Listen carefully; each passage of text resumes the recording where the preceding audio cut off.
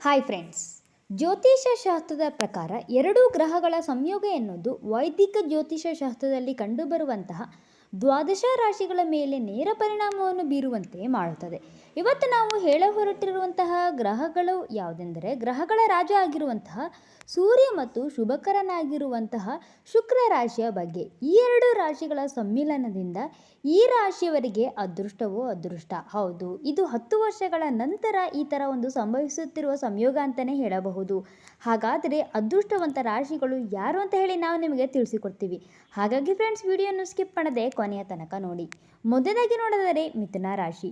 ಶುಕ್ರ ಹಾಗೂ ಸೂರ್ಯರ ಸಂಯೋಗ ನಡೀತಾ ಇರೋದು ಮಿಥುನ ರಾಶಿಯಲ್ಲಿ ಆಗಿರುವ ಕಾರಣದಿಂದಾಗಿ ವಿಶೇಷವಾದ ಪ್ರಭಾವದ ಪರಿಣಾಮಾತ್ಮಕವಾಗಿ ಸಕಾರಾತ್ಮಕವಾಗಿ ಬೇರೆ ರಾಶಿಗಳಿಗಿಂತ ಹೆಚ್ಚಾಗಿ ಮಿಥುನ ರಾಶಿಯವರ ಮೇಲೆ ಬೀಳಲಿದೆ. ಈ ಒಂದು ಸಂದರ್ಭದಲ್ಲಿ ಮಿಥುನ ರಾಶಿಯವರ ವೈಯಕ್ತಿಕ ಜೀವನದಲ್ಲಿ, ಅದರಲ್ಲೂ ವಿಶೇಷವಾಗಿ ಅವರ ವ್ಯಕ್ತಿತ್ವದಲ್ಲಿ ಸಾಕಷ್ಟು ಸಕಾರಾತ್ಮಕ ಬದಲಾವಣೆಗಳು ಅವರಿಗೆ ಹಿಂದಿನ ಸಮಯದಲ್ಲಿ ಯಾವ ರೀತಿಯಲ್ಲಿ ಬದುಕಬೇಕು ಎನ್ನುವುದಕ್ಕೆ ಪೂರಕವಾಗಿ ಕಂಡು ಬರಲಿದೆ. ಹೌದು, ಇನ್ನು ಒಂದು ವೇಳೆ ಮಿಥುನ ರಾಶಿಯವರು ಹೊಸದಾಗಿ ಕೆಲಸವನ್ನು ಚೇಂಜ್ ಮಾಡಬೇಕು ಅಂದುಕೊಂಡಿದ್ದರೆ ಅದು ಕೂಡ ಖಂಡಿತವಾಗಿ ಸಕ್ಸಸ್ ಆಗುತ್ತದೆ. ಅವರು ಬಯಸಿದಂತೆಯೇ ಬದುಕುತ್ತಾರೆ. ಉದ್ಯೋಗದ ಅವಕಾಶಗಳು ಕೂಡ ನಿಮಗೆ ಹುಡುಕಿಕೊಂಡು ಬರುತ್ತವೆ. ಹಾಗೂ ನೀವು ಯಾವುದೇ ಒಂದು ವ್ಯಾಪಾರ ವ್ಯವಹಾರ ಮಾಡಿದರೂ ಕೂಡ ಅದರಲ್ಲಿ ನಿಮಗೆ ಲಾಭ ಅನ್ನೋದು ಬರುತ್ತದೆ. ಮತ್ತು ಮೇಯ್ನಾಗಿ ಪಾರ್ಟ್ನರ್ಶಿಪ್ ಮಾಡಬೇಕು ಅಂದ್ಕೊಂಡ್ರೂ ಕೂಡ ಅದು ಕೂಡ ನಿಮಗೆ ರಿಸ್ಕ್ ಕಡಿಮೆ ಇರುತ್ತದೆ, ಲಾಭ ಅನ್ನೋದು ಹೆಚ್ಚಾಗಿ ಬರ್ತಾ ಹೋಗುತ್ತದೆ. ಇನ್ನು ಎರಡನೇ ರಾಶಿ ಯಾವುದೆಂದರೆ ಕುಂಭರಾಶಿ. ಕುಂಭರಾಶಿಯವರ ಪಂಚಮ ಭಾವದಲ್ಲಿ ಈ ಸಂಯೋಗ ಏರ್ಪಡುವುದರಿಂದಾಗಿ ಕುಂಭರಾಶಿಯವರ ಜೀವನದಲ್ಲಿ ವಿಶೇಷವಾದ ಒಂದು ವೇಳೆ ಸಂತಾನ ಭಾಗ್ಯವನ್ನು ಹೊಂದುವಂತಹ ಆಸೆ ನಿಮ್ಮಲ್ಲಿ ಇದ್ದರೆ ಈ ಒಂದು ಸಂದರ್ಭದಲ್ಲಿ ಸಿಹಿ ಸುದ್ದಿಯನ್ನು ನೀವು ಕೇಳುತ್ತೀರಿ.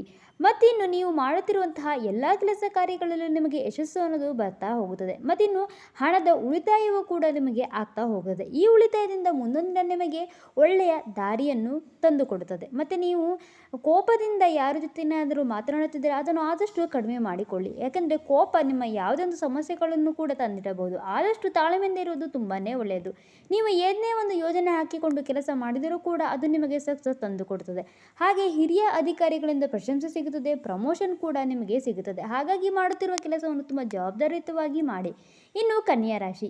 ಈ ಒಂದು ಸಂದರ್ಭದಲ್ಲಿ ಕನ್ಯಾ ರಾಶಿಯವರ ಕರ್ಮಸ್ಥಾನದಲ್ಲಿ ಸೂರ್ಯ ಹಾಗೂ ಶುಕ್ರರ ಸಂಯೋಗ ನಡೆಯುತ್ತಿರುವ ಕಾರಣದಿಂದಾಗಿ ಕನ್ಯಾ ರಾಶಿಯವರ ಕೆಲಸ ಹಾಗೂ ವ್ಯಾಪಾರಗಳಲ್ಲಿ ವಿಶೇಷವಾಗಿ ಲಾಭ ಸಿಗುವಂತಹ ಸಾಧ್ಯತೆಗಳು ತುಂಬಾ ಇದೆ. ಈ ಒಂದು ಸಂದರ್ಭದಲ್ಲಿ ಕನ್ಯಾ ರಾಶಿಯವರು ವಿಶೇಷವಾಗಿರುವಂತಹ ಕೆಲಸವನ್ನು ಬಿಟ್ಟು ಬೇರೆ ಒಳ್ಳೆಯ ಅವಕಾಶವನ್ನು ನೀಡುವಂತಹ ಕೆಲಸಕ್ಕೆ ಸೇರಿಕೊಳ್ಳುವ ಯೋಜನೆ ಕೂಡ ತುಂಬಾ ಇದೆ. ಆದರೆ ಸ್ವಲ್ಪ ಮಟ್ಟಿಗೆ ನೀವು ಕಾಯಬೇಕಾಗಿ ಬರುತ್ತದೆ. ಹೌದು, ಯಾವುದೇ ಒಂದು ಒಳ್ಳೆಯ ಕೆಲಸ ಆಗಬೇಕಾದ್ರೂ ನೀವು ಕಾಯಲೇಬೇಕಾಗುತ್ತದೆ. ಹಾಗಾಗಿ ಕಾದಷ್ಟು ನಿಮಗೆ ಒಳ್ಳೆಯದು ಆಗ್ತಾ ಹೋಗುತ್ತದೆ.